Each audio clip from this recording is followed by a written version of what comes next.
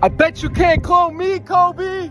I bet you I can. Challenge is accepted. First, I had to figure out exactly where you were. So I saw you're at the Hoover Dam in Clark County, Nevada, which was once the tallest, biggest dam in the world. Over 100 men lost their lives building the Hoover Dam. It took 21,000 humans 5 years to build the Hoover Dam, and it cost over $760 million.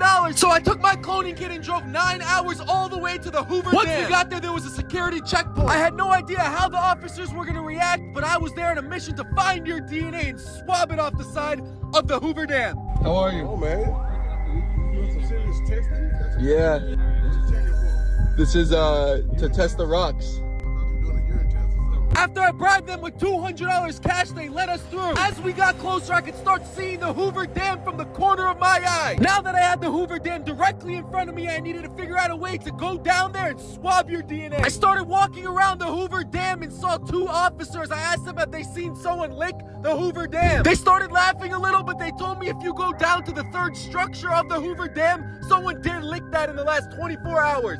So I went right over there. You can see just how massive the Hoover Dam is. I'm right there on the left in the white coat walking. Soon I'm gonna zoom out. You can see how big this Hoover Dam structure actually is. It's magnificent. But I was there to get your DNA and that's it. I then found the spot that you and swabbed your DNA right off the side of the Hoover Dam and put it right back in my DNA grade case and went back to my laboratory. Back at the lab, safety is my #1 priority, so I put my protective eyewear on. My assistant then handed me an agar plate and I placed your DNA inside the agar plate. I then sprayed it with 437 chrome solution on top of the DNA cotton swab. I then used my $6,000 microscope to look underneath the DNA to make sure that it was perfect and ready to be cloned. To double check, I had my assistant look as well. This is exactly what we see underneath the microscope. DNA comes in many different strands and this is just a few of them right here. I then set up my DNA incubation station so I can use the trickling method to separate each strand of DNA. My assistant then gave me phosphoric citrus acid and I put it down my incubation. Each drop that's dropping into the